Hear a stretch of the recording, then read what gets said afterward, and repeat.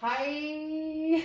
How's it going? It's going really good. Okay. This is Patrick McAvinue, and he is, among many awesome things, the new fiddle player for Country Current, the USNB Band's Bluegrass and Country Band. Was it ever like a goal of yours to? Oh yeah, totally. Okay, so have the Navy. A lot of my family is Marines and Navy. Awesome. So cool. and Air Force.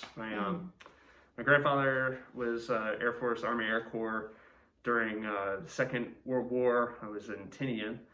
And on my mom's side, my grandfather was in the Air Force, also doing, was in the Korean conflict. Got uncles that were Marines. My cousin is actually a gunnery sergeant that is going to warrant officer school. Wow.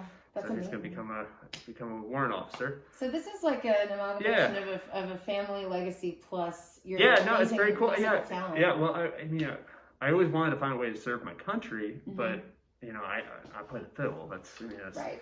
What I do, and it's an amazing opportunity to pursue my passions while also serving the country. Kind of give people like the rundown of who you are, how you started playing violin, and how you got into playing the kinds of music that you play professionally. Okay, so I first started playing when I was about 6 years old from a friend of mine. His name was Willis Mayo, and we were hanging out one day, and his father came down and said, "Hey, Willis, why don't you grab your fiddle? Let's play for Pat."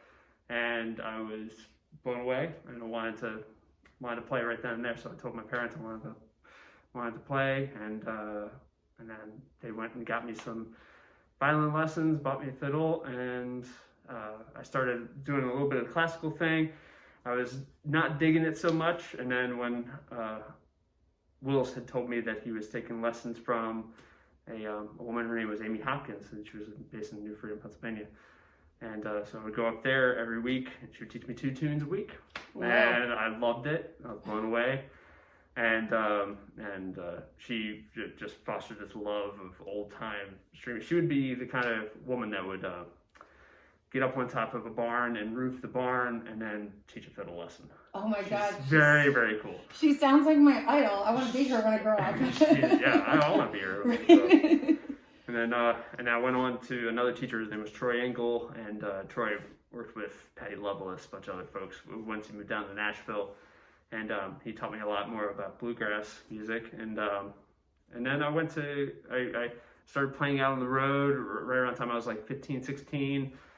Went to work for Audie, Blaylock and Redline, and when I was about 17 years old.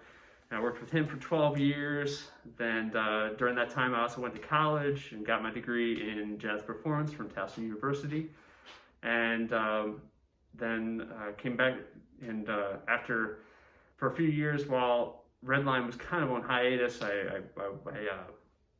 weren't working as much. I formed a band with friends of mine, Brad Kolodner, Alex Lockamont, and Sean McComiskey. It's called Trump City Junction. We do like a mashup of old time Irish and bluegrass music, and so that's a really, really fun band. And then in 2016, late 2016, I moved down to Nashville and went to work for Dailey and Vincent, and then after being there for the past 3 years, I found myself back in Maryland and playing for the USNB. Did you continue like playing in school orchestras or anything? Yeah, or I did a little bit. Yeah, I got out of it for a little while, and then when I was in high school, I played in like the orchestra. I just played what the kid was playing next to me. I didn't really, I just like, I don't know how this goes, but I was just listening to whatever the kid's playing next to me and just play that. Totally. And then when I went to college, I had to, my degree is jazz performance, but I had to learn proper violin technique and go to classical lessons alongside of jazz lessons or improvisation lessons. So I ended up playing in string quartets at It's 20 hours. Oh, whoops, sorry. That's okay. My laptop's yelling at us. And I guess you know what time it is. Yeah. But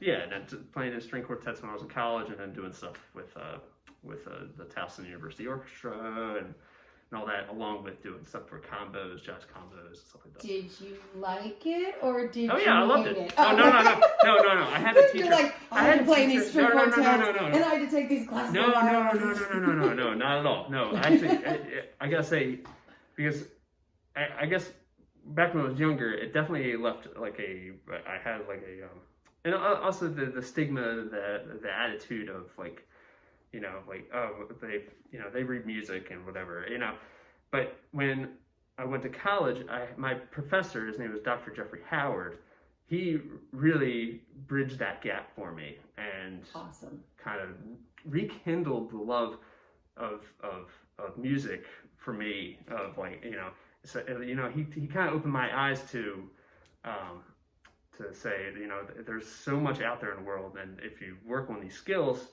then you can explore this stuff on your own. And I found myself in the library reading about Debussy and reading about Shostakovich and all these different composers and violinists, Isaïe, and then it just fostered this love. And then I just kind of, they threw a lot in front of me, and I feel like they gave me enough material to kind of work on for the next 40 years. Yeah. And also kind of opened the doors flew open.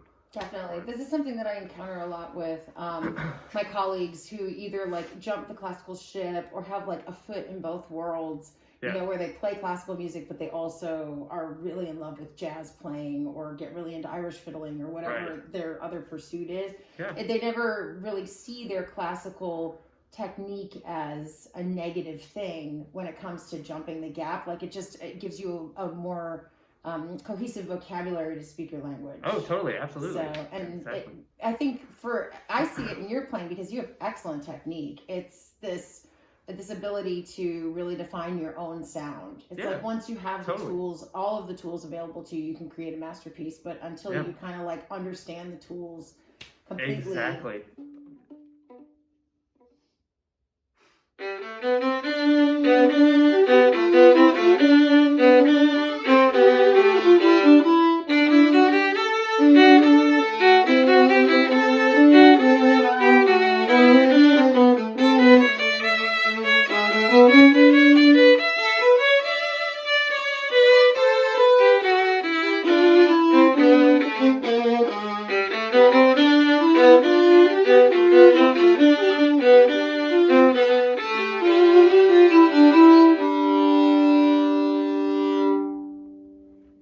Much better with F naturals. Oh my